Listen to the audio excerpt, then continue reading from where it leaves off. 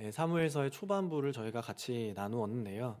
사무엘서 안에는 이스라엘 지파가 지파 연합체에서 왕이 다스리고 있는 중앙 집권 국가로 형성되는 과정을 기록하고 있습니다.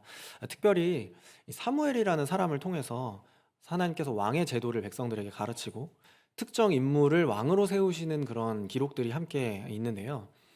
우리는 사무엘상 9장과 또 10장의 기록을 통해서 이스라엘의 첫 번째 왕이었던 사울이 기름 부음을 받고 왕으로 임명받기까지의 그 과정을 함께 나누었습니다. 사울의 외적인 모습을 성경이 이제 기록하는 것을 보면 사울의 외적인 모습은 준수하고 또 키가 크다고 이야기를 하는데요. 이것이 무언가 일반 백성들보다는 다른 백성들보다는 특별한 무엇인가가 사울에게 있는 것처럼 이제 보이게 되는 것이죠. 그 외적인 모습을 보았음에도 불구하고 그런 특별한 모습이 있다는 것을 우리가 알고 있음에도 불구하고 이후에 자신이 왕으로 세우심을 받았다는 사실을 숨긴다든지 혹은 왕으로 뽑히는 그 자리에서 왕으로 등극하는 자리에서 진보다리 사이에서 발견이 된다든지 하는 그런 무언가 왕의 이미지와는 조금 들어맞지 않는 그런 모습들을 사울에게서 발견할 수 있으면서 우리는 성경의 기록을 보면서 의아하게 됩니다. 과연 이 사울이라는 사람이 왕으로서 적합한 인물인가? 과연 왕이 될 상인가? 하는 것이죠. 정치 체제가 변화되는 상황에서 왕으로 세워진 사울이라는 사람을 사람들은 대체로 환영하는 분위기였거든요. 근데 성경의 기록을 보면 어느 권력 체계가 다 그렇듯이 환영하는 그룹이 있으면 뭔가 의구심을 가지고 또 거부하고 그걸 의심하는 그런 그룹이 나뉘어지게 마련이죠. 사울을 왕으로 인정하지 못하는 불량배들이 있었다고 성경은 기록합니다. 사무엘상 10장 27절 말씀인데요. 어떤 불량배는 이르되 이 사람이 어떻게 우리를 구원하겠느냐 하고 멸시하여 예물을 바치지 아니하였으나 그는 잠잠하였더라 기록합니다.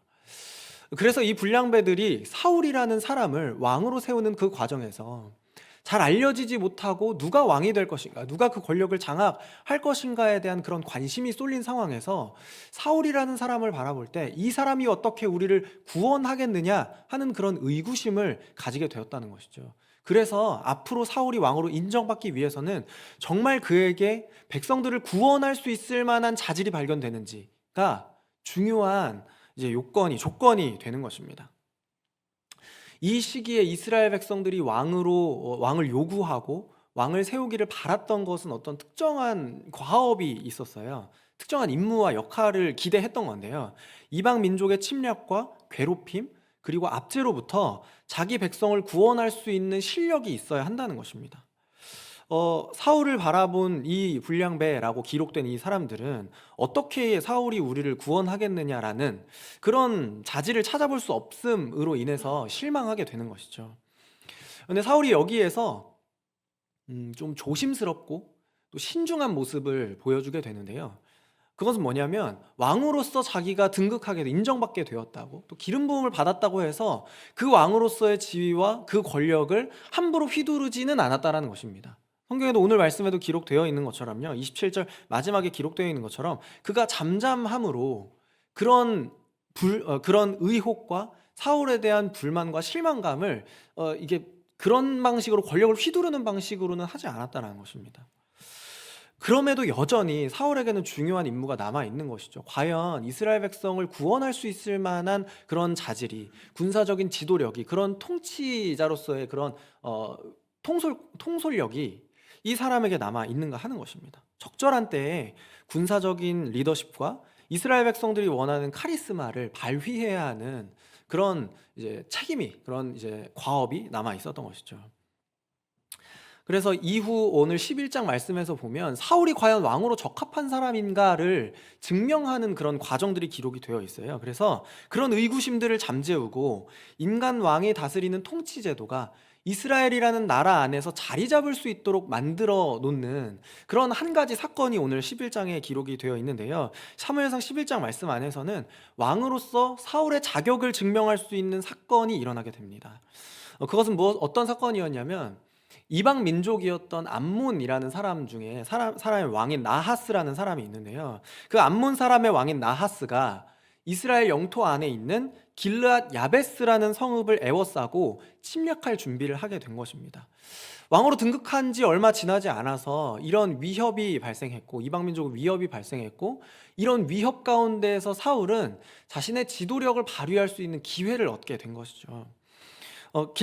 야베스 사람들은 이제 길르앗 야베스 사람들은 나하스가 침략하기 전에 그들과 언약을 맺고 싶어 했어요. 그러니까 인명 피해나 재산 피해나 크게 입지 않고 이 어려움을 어떻게든 이제 마무리하고 싶어 하는 그런 의지가 있었던 것이죠. 그래서 암몬 사람 나하스에게 이렇게 제안합니다. 우리가 언약을 맺자. 언약을 맺고 우리가 주종 관계를 맺어서 내가 너희들을 섬기겠으니 암몬 사람을 섬기겠으니 여기에서 마무리를 짓자라는 그런 의도가 있었던 것이죠. 그런데 이 길르앗 야베스 성읍 사람들의 제안을 듣고 나하스는 더욱 그들을 강하게 압박하는 것을 우리가 볼 수 있습니다. 2절 말씀인데요. 11장 2절 말씀 저희가 오늘 같이 읽진 않았습니다만 함께 같이 한번 읽겠습니다. 시작. 암몬 사람 나하스가 그들에게 이르되 내가 너희 오른 눈을 다 빼야 너희와 언약하리라. 내가 온 이스라엘을 이같이 모욕하리라. 네, 보시면 길르앗 야베스 사람들이 암몬 사람 나하스에게 제안한 그 제안에 주종 관계를 맺자는 그 제안에 조건을 달게 되는데요. 뭐냐면 너희들의 오른쪽 눈을 다 빼면 그때 내가 너희들을 종으로 너희들을 우리의 주종 관계로 받아들이겠다 이렇게 하는 겁니다. 이렇게 이야기를 하는 겁니다. 그 당시에 그 주종 관계를 맺는 그런 종으로서 이제 조약을 맺는 관계에서 오른쪽 눈을 뺀다라는 것은 사실은 굉장히 흔한 일이거든요. 그러니까 그 당대에도 흔한 조건을 여기다 걸은 이유는 뭐냐면 당시에는 사람들이 군사 활동을 하면서 왼손으로 방패를 잡고 어느 정도 가리고 있었어요. 그럼 오른쪽 눈을 빼면 어떻게 될까요? 앞이 안 보이겠죠. 수비를 못 하게 되거나 왼쪽 눈을 사용해서 하려면 수비를 못 하거나 혹은 활을 못 쓰겠죠. 조준이 제대로 안 되니까요. 그러니까 이 사람들의 군사적인 어떤 역량은 완전히 이제 무력화 시켜 놓고 그리고 한쪽 눈이 남아 있으니까 생산 활동을 할 수가 있는 것이겠죠. 조약을 맺으면서 받을 수 있는 곡물들과 조공들은 그대로 받겠다라는 그런 어떤 모욕적인 의도가 담겨 있는 것입니다. 길르앗 야베스 사람들에게 이 한번 굽히고 들어가는 그 제안 앞에서 암몬 사람 나하스가 더 굴욕적이고 모욕적인 제안을 하게 되는 것입니다. 나하스의 대답을 들은 야베스 장로들이 이 상황에서 특별히 할 수 있는 일이 없다고 생각을 했는지는 몰라도 그래도 마지막 그 지푸라기를 잡는 심정으로 우리에게 7일만 더 주면 혹시 이스라엘 민족 가운데에서 우리를 구원해 줄 수 있는 사람들이 있는지 한번 알아보고 7일 후에도 우리를 구원해 줄 사람이 없다면 그대로 우리가 그걸 받아들이겠다. 이런 굴욕적인 일부 승낙을 하게 되는 것입니다. 그러면서 이렇게 부탁을 하는데요. 3절 말씀에요. 야베스 장로들이 그에게 이르되 우리에게 이레 동안 말미를 주어 우리가 이스라엘 온 지역의 전령들을 보내게 하라. 만일 우리를 구원할 자가 없으면 내게 나아가리라 하니라. 네. 이런 어려운 상황 가운데서 여전히 구원이라는 주제가 부각되고 있는 것입니다. 과연 이 길르앗 야베스 사람을 구원할 수 있을 만한 사람이 이스라엘 어딘가에 있을지 찾아내고 그 사울이 구원할 자로 인정을 받는 그런 과정이 기록이 되어 있는 것이죠. 사무엘상 11장은 이 10장 말미에서 사울이 어떻게 우리를 구원하겠느냐 하는 그 어떤 불량배들의 의구심을 잠재우는 사건입니다. 또한 자기 백성을 이방 민족의 침략으로부터 구원하고 하나님의 통치를 실현하는 것이 이 이스라엘 왕이 가지고 있는 주요한 과업이라는 것을 여기서 확인할 수가 있는 것이죠. 특별히 이 이스라엘을 구원하는 일이 이 길르앗 야베스 민족 사람들을 구원하는 일이 사울이라는 하나님이 세우신 한 사람을 통해서 일어나지만 그 배후에는 자기 백성을 구원하시는 왕이신 하나님이 계신다는 것을 깨닫게 해주는 이야기가 사무엘상 11장에 기록이 되어 있는 것이죠. 길르앗 야베스에서 보낸 전령이 사울이 살고 있는 기브아에 도착을 했습니다. 그 참담하고 굴욕적인 소식을 들고 사울이 살고 있는 기브아라는 이 마을에 도착한 이 사람이 이제 소식을 전했겠죠. 그 기브아에 있었던 모든 백성들이 이 소식을 듣고 크게 소리 높여 울었다고 성경이 기록하고 있습니다. 백성들이 큰 소리로 울부짖을 때 사울이 등장하는데요. 마침 사울이 등장하는데요. 사울이 이 성경 말씀에서는 소를 몰고서 다시 밭에서 소를 몰고 사람들의 들어올 때 사람들의 소리를 들었다고 이야기를 하고 있어요. 근데 이상하죠? 10장에서는 분명히 왕으로 기름 부음 받았다는 것을 확인했는데 여기에서는 밭에서 소를 몰고 등장한단 말이죠. 이게 왕으로서 아직까지는 그 지도력이 정확하게 분명하게 자리 잡지 못한 그 사울의 모습과, 그리고 이 자기의 할 일을 하면서 자기의 해야 할 일들을 하면서도 동시에 기름 부음 받은 자의 역할을 하고 있는, 아직까지는 사사시대의 어떤 형태가 남아있는 그런 모습을 발견할 수가 있는 것입니다. 이 아직까지는 농부이고 아직까지는 인정되었으나 그 역할을 분명하게 하지 못했던 이 왕이었던 사울이 여기에서는 농부에서 왕으로, 이 사건을 통해서 농부에서 왕으로 또 구원자로 이스라엘 안에서 자리매김하게 되는 것이죠. 길르앗 야베스의 소식을 듣게 되고 또 사람들이 울부짖는 그 소리를 들었던 사울이 오늘 본문에서는 크게 분노했다고 그렇게 기록합니다. 사무엘상 11장 6절 말씀인데요. 사울이 이 말을 들을 때 하나님의 영에게 크게 감동되매 그의 노가 크게 일어나, 이렇게 기록합니다. 이 기록에서, 이 구절에서, 이 6절 말씀에서 우리가 한 가지 조금 특이한 것을 발견하게 되는데요. 사울의 모습에서 특이한 것을 발견하게 되는데요. 그건 뭐냐면 하나님의 영에 크게 감동된 사울에게 크게 노가 일어났다는 것입니다. 분노가 그에게 크게 일어났다는 것이죠. 하나님의 영에게 감동되었다, 이 문장과 그가 분노했다, 이 문장이 우리 쉽게 연결되지 않지만, 그럼에도 본문은 하나님의 영에게 크게 감동된 사울에게 큰 분노가 일어났다고 이야기를 하고 있는 것이죠. 여러분, 분노라는 것은 하나님의 영에게 감동된 사람에게는 잘 보지 못할 것 같은, 우리가 기대하지 않는 그런 모습인데요.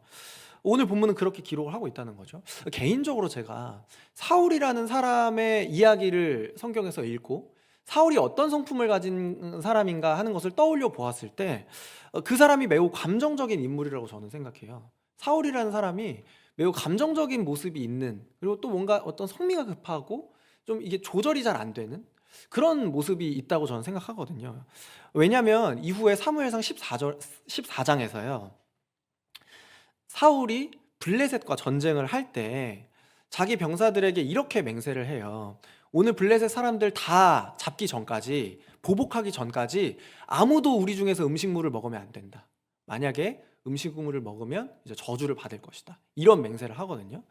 근데 나중에 사울의 그 병사들 안에서, 그 진영 안에서 음식물을 먹은 사람이 발견돼요. 누구냐면 자기 아들이었던 요나단이 지팡이로 꿀을 살짝 찍어가지고, 이게 그 배고픔을 견디지 못 지친 나머지 꿀을 살짝 찍어가지고 이제 먹는, 이 맛을 보는 그런 일을 했단 말이죠. 그러니까 사울이 그 사실을 알고 나서 자기 아들이지만 네가 반드시 죽을 것이다, 네가 안 죽으면 하나님께서 나한테 벌을 내리실 것이다, 이런 이런 일을 한단 말이에요. 이런 말을 한단 말이죠. 그러니까 다행히 백성들이 요나단을 죽이면 안 된다고 사울을 만류해서 요나단이 죽는 일은 여기에서 일어나지 않았지만, 이 사건을 볼 때 뭔가 사울은 성미가 급하고 뭔가 분노가 좀 많은 사람인가? 그런 감정을 조절하지 못하는 사람인가? 라는 것을 이제 생각해 보게 되고요. 이후에도 다윗을 단창으로 죽이려고 한다든지, 이게 집어 던져서 죽이려고 한다든지, 다윗을 옹호하는 자기 아들 요나단에게도 단창을 던지면서 그 화를 이제 조절하지 못하는, 그 흥분을 주체하지 못하는 그런 모습을 볼 때 사울의 기본적인 성품이 뭔가 이 감정적인 부분이 있다. 감정적인 이제 그 어떤 뭐랄까요, 갑자기 그 단어가 생각이 안 나는데, 뭔가 이게 그 기복이 감정 기복이 있는 그런 사람인가? 라는 그런 것을 느끼게 되는 것이죠. 평소에 사울의 성품이 어떤지를 우리가 여기에서 짐작을 할 수가 있는 것입니다. 다시 본문으로 돌아와서요, 하나님의 영에 크게 감동된 사울에게 지금 오늘 똑같이 크게 분노가 일어났습니다. 여러분, 이걸 우리가 어떻게 받아들이면 좋을까요? 어떻게 보면 사울의 결점이라고 볼 수도 있고, 모든 사람이 가지고 있는 결점이라고 볼 수 있는 분노라는 이 감정이 하나님의 영에 크게 감동되자 이게 어떤 식으로 발휘가 되냐면, 민족의 어려움과 동료들의 그 어려움, 이방 민족의 침략에 즉각적으로 반응하는 그런 도구가 된다는 것을 우리가 발견하게 되는 것이죠. 기브아 사람들이 그 소식을 들었을 때 모두 다 슬프게 울부짖고 우리가 어떻게 해야 되나 이런 식으로밖에 반응하지 못했지만 그 사울의 기본적인 성품을 하나님께서 사용하시자 그것이 어려움과 아픔에 공감하게 되고 그것에 즉각적으로 반응할 수 있는 나서게 되는 그런 도구로서 하나님께서 사용하시는 것을 우리가 볼 수 있는 것입니다. 사울의 분노라는 감정은 어려움에 처한 민족을 도와야 한다는 감정적인 동기가 된 것이죠. 여러분, 하나님의 영에 사로잡힐 때, 하나님의 영이 부음 받을 때, 영에 부음 받을 때 우리는 이 본문에서 사울이라는 사람의 성품이 아니라 오히려 한 개인의 성품을 통해서 일하시는 하나님을 주목하게 되는 것입니다.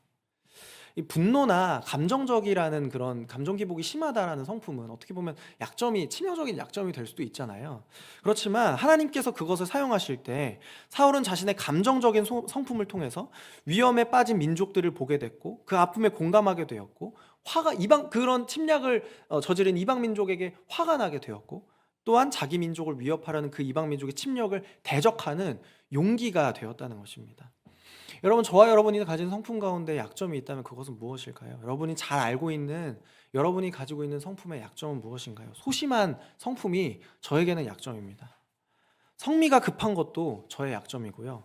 분노가 많은 것도 저의 약점입니다. 진짜로. 소심한 거, 성미가 급한 거, 분노가 많은 거 다 제 약점이거든요. 혹은 감정적으로 둔한 것도 제 약점입니다.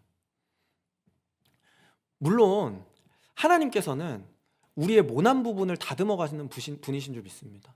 저와 여러분의 감정적으로 성품 안에서 인격적으로 연약한 부분이 있다면 하나님은 반드시 그걸 아름다운 모습으로 다듬어 가실 거예요.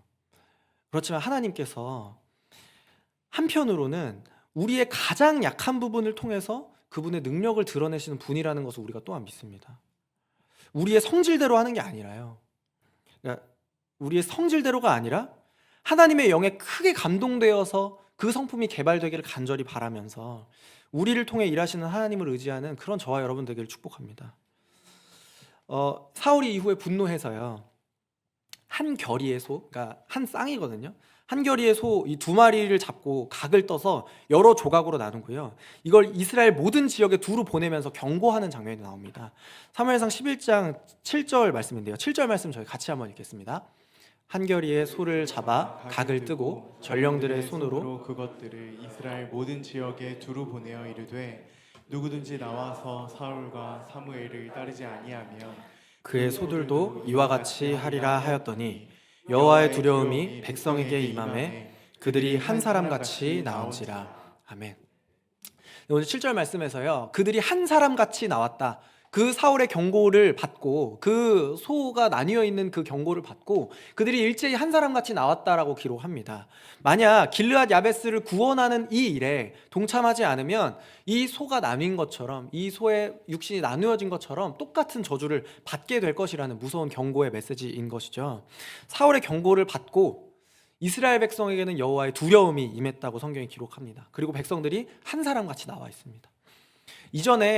이 사건 이전에 이스라엘 백성이 합심해서 한 사람처럼 나왔던 경험이 있어요. 그것 언제냐면 사사기 20장 21절 말씀, 20장부터 21장까지 말씀. 사사기 20장부터 21장에 한 레위인이 자신의 첩의 시체를 토막내어서 온 이스라엘에 보낸 그 사건을 기억하시죠? 그 이후에 그 사건이 일어났던 주동자였던 베냐민 지파를 치기 위해서 이 이스라엘 백성이 한 사람처럼 나왔었거든요. 사사기 20장 8절과 20장 11절 말씀입니다. 모든 백성이 일제히 일어나 이르되 우리가 한 사람도 자기 장막으로 돌아가지 말며 한 사람도 자기 집으로 들어가지 말고. 11절입니다. 이와 같이 이스라엘 모든 사람이 하나같이 합심하여 그 성읍을 치려고 모였더라. 이전에 자기 동족이었던 베냐민 지파를 치기 위해서 한 사람같이 모였던 이 이스라엘 민족이, 그래서 이 사건으로 베냐민 지파 하나가 거의 회생 불가능으로 만들었던 이 모임이 이제는 어떤 모임이 되냐면, 어떤 모임을 위해서 한 사람처럼 모이냐면 길르앗 야베스의 주민을 구원하기 위한 모임으로 회복되는 것입니다. 사실은 이 사사기 20장부터 21장까지 완전히 멸절된, 그래서 회생 불가능으로 이제 만들어 버린 이 민족이 이 사람들이 베냐민 지파 말고 또 있어요. 누구냐면 길르앗 야베스 사람들입니다. 오늘 그 구원을 간절히 바라고 있던 길르앗 야베스 사람들이 사사기 21장에서는 똑같은 보복을 당하는 그런 똑같은 민족 사이의 그 아픔을 경험하게 되는 그런 일이 되는데요. 왜냐면 왜 그랬냐면 베냐민 지파가 완전히 멸절될 위기에 처하자 이 사람들이 어떤 꾀를 내냐면 베냐민 지파는 존속을 시켜야겠는 거예요. 아예 이 혈통이 끊기면 안 된다고 판단을 했는데 그러면 우리가 누구를 통해서 이 지파를 유지할 것인가라는 그런 이제 숙제가 남아 있는 것이죠. 결론적으로는요. 이제 왜 그랬냐면 사사기 21장 9절부터 10절 말씀이에요. 21장 9절부터 10절 말씀인데요. 백성을 계수할 때에 야베스 길르앗 주민이 하나도 거기 없음을 보았습니다. 회중이 큰 용사 12,000명을 그리로 보내며 그들에게 명령하여 이르되 가서 야베스 길르앗 주민과 부녀와 어린아이를 칼날로 치라. 그러니까 베냐민 지파를 치기 위해서 모든 이스라엘 백성들이 모였죠. 이때 어떤 맹세를 하냐면 여기에 안 모이면 저주를 받는다. 여기에 안 모이는 사람들은 보복을 받는다. 이런 맹세를 했잖아요. 근데 그 자리에서 누가 없었는지 보니까 길르앗 야베스 사람들만 없었던 거예요. 보복의 대상이 된 거죠. 그러니까 이 결혼하지 않은 처녀 400명만을 남기고 그냥 길르앗 야베스 사람들을 완전히 멸절시키는 그런 똑같은 보복의 아픔을 겪었던 이 땅이 길르앗 야베스라는 마을이에요. 그러니까 이 같은 이스라엘 민족들로 인해서 사람들이 일제히 모이게 되고 그 일을 통해서 완전히 멸절을 당했던 길르앗 야베스 성읍이었는데 그런 역사를 가지고 있었는데 오늘 이 사무엘상 11절에서는 그 어긋났던 역사가 바로잡히는 것을 볼 수가 있다는 것이죠. 하나님의 영이 임하신 구원의 도구가 된 사울을 통해서 길르앗 야베스가 구원을 받게 되는 것이죠. 또한 그 이전에 길르앗 야베스를 이방 민족으로부터 구원하시기 이전에 먼저 이스라엘 민족의 어긋난 역사를 바로잡으시는 그 하나님의 구원하심을 우리가 또한 만날 수가 있는 것입니다. 동족을 치기 위해서 모였던 모임을 구원하기 위한 모임으로 바꾸시고 동족들에 의해서 죽임을 당했던 그 길르앗 야베스라는 성읍이 오히려 이 자리에서는 구원을 받는 치유와 회복과 화해가 일어나게 되는 것입니다. 하나님께서 오늘 여전히 하나님의 사람인 저와 여러분을 통해서 우리의 어긋난 역사를 바로 잡으시는 분이신 줄 믿습니다. 하나님의 영으로 크게 감동된 저와 여러분, 매 순간 하나님을 의지하고 성령의 인도하심을 받는 저와 여러분의 삶을 통해서 우리의 어긋나고 상처 입은 관계가 회복되는 일이 지금도 가능한 줄 믿습니다. 또한 좁게 보면 개인과 개인의 어긋난 관계, 조금 더 넓히면 가정과 가정, 교회와 세상, 보수와 진보, 청년과 노인, 남성과 여성, 지역과 지역, 남과 부, 온 세계 열방의 어긋난 역사를 바로잡으실 하나님을 신뢰하면서 함께 기도함으로 하나님을 의지하는 저와 여러분 되길 소망합니다. 중보기도 사역에서 이런 것들을 하고 있거든요. 저희 중보기도 헌신자분들이 주일과 월, 화, 수, 목요일까지 이 많은 시간들을 그 일들을 위해서 함께 기도하고 있습니다. 이 기도에 우리의 마음을 더 내어놓고 이 어긋난 역사들을 바로잡는 하나님의 일에, 하나님의 구원 계획에 동참하는 그런 저와 여러분 되셨으면 좋겠습니다. 이후에 이 사울이 데리고 온 이스라엘 자손 30만 명 그리고 유다의 3만 명을 데리고 길르앗 야베스를 구원하는 그 일들이 일어나고요. 길르앗 야베스는 슬픔에서 기쁨을 회복하는 것을 볼 수 있습니다. 9절 말씀인데요. 9절 말씀 함께 읽습니다. 무리가 와 있는 정령들에게 이르되 너희는 길르앗 야베스 사람에게 이같이 이르기를 내일 해가 더울 때에 너희가 구원을 받으리라 하라. 전령들이 돌아가서 야베스 사람에게 전하여 그들이 기뻐하니라. 아멘. 제가 9절 본문에 구원을 받으리라의 구원에 또한 이제 강조를 해놓았는데요. 사울을 통한 여호와 하나님의 구원 사역이 오늘 본문이 여전히 가지고 있는 관심이에요. 이 사울이라는 사람이 어떻게 왕으로 인정받고 뭐 이런 것들도 중요하지만 그 안에서 여호와 하나님께서 그 백성들을 어떻게 구원하시는지가 훨씬 더 중요한 본문의 관심이라는 거죠. 그리고 또한 사울이 구원을 선포했을 때 거기에 모인 사람들이 길르앗 야베스 사람들에게 구원을 받으리라 선포했을 때 이들에게 어떤 놀라운 변화가 일어나냐면 기뻐하는 변화가 일어납니다. 기쁨이 회복된 놀라운 변화가 일어나는 것이죠. 구원이 선포될 때 신자들의 삶에 일어나는 감정적인 특징은 무엇이냐면 기쁨이에요. 복음의 소식이 우리에게 기쁨의 소식이기 때문에 그렇고요. 예수님께서 우리에게 해주신 일이 바로 그 일이기 때문에 그렇습니다. 기쁨을 회복하시는 것. 그래서 신약 성경을 보다 보면 성령의 능력을 입은 사람을 통해서 복음이 선포될 때, 구원이 선포될 때 그들이 하나님이 기쁨을 회복시켜 주시는 것, 그래서 그들이 기뻐하는 것을 우리는 많이 만나게 됩니다. 사도행전 8장 4절부터 5절 그리고 8절인데요. 그 흩어진 사람들이 두루 다니며 복음의 말씀을 전할세 빌립이 사마리아 성에 내려가 그리스도를 백성에게 전파하니. 8절 함께 읽습니다. 그 성에 큰 기쁨이 있더라. 사마리아 성에 복음을 말씀을 전할 때 그 성에 큰 기쁨이 있었다고 성경이 기록하고 있습니다. 이처럼 저와 여러분의 생각과 마음과 영혼과 삶의 현장 구석구석에 하나님께서 우리에게 기쁨을 회복하시는 복음이 선포되기를 축복합니다. 사울이 이 이야기의 마지막 부분에서 길르앗 야베스의 구원을 가져다 주는 구원자로서 기능하게 되고, 또 이스라엘 백성이 원했던 그 왕으로서의 역할을 잘 수행하거든요. 적어도 다른 부분에서는 잘 모르지만 11장에서만큼은 자기가 해야 할 일들을 자기가 감당해야 될 역할들을 잘 수행하는 그런 사울의 모습을 볼 수가 있습니다. 그래서 암몬 사람과의 전쟁 이야기는 어떻게 보면 사사 이야기의 연장선이라고 볼 수 있어요.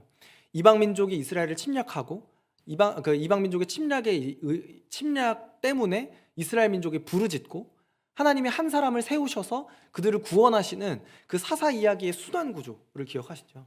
이 순환 구조가 여기에서도 여전히 반복되는데요. 하나님께서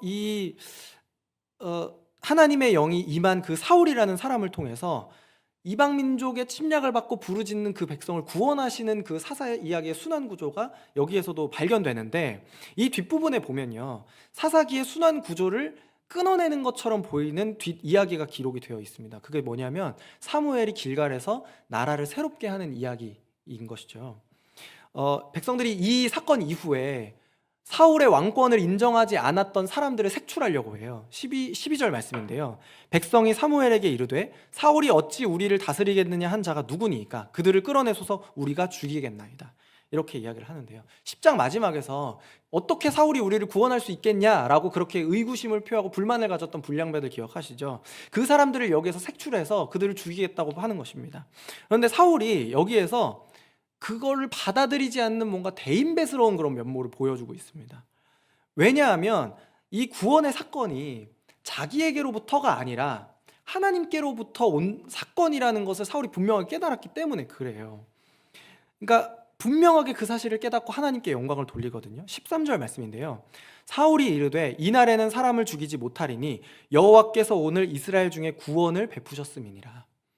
계속해서 구원에 대한 이야기가 나오고요. 사울은 그걸 증명해야 되는데요. 이스라엘 백성들을 구원할 만한 자질이 있는지를 증명했어야 되는데요. 이 모든 사건이 다 끝난 이후에 사울이 뭐라고 고백하냐면 이스라엘을 구원하신 것은 하나님이시다 라는 것을 분명하게 깨닫는 것이죠.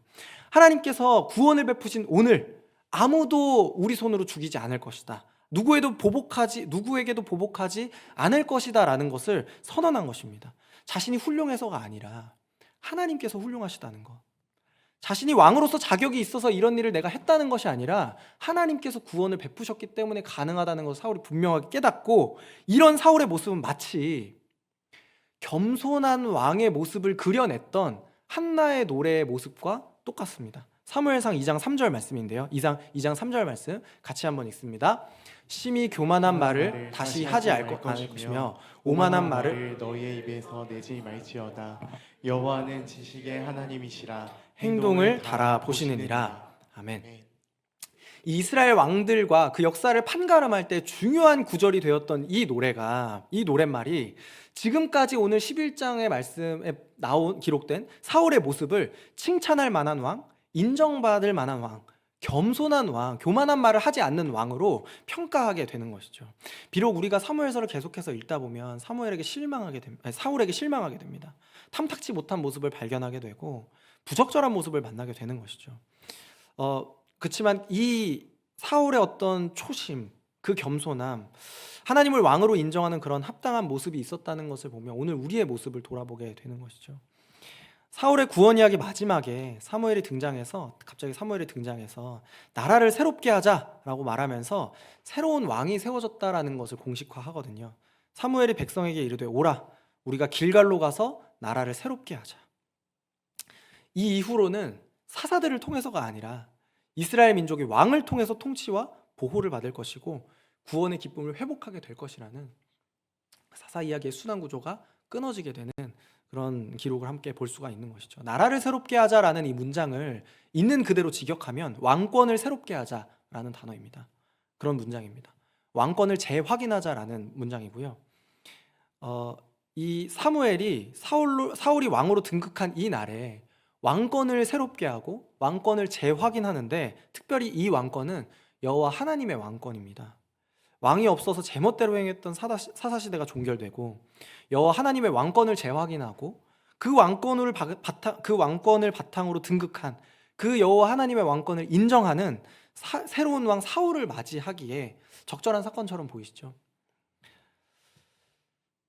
오늘 우리의 삶에도 여호와 하나님의 왕권이 새롭게 재확인되기를 소망합니다.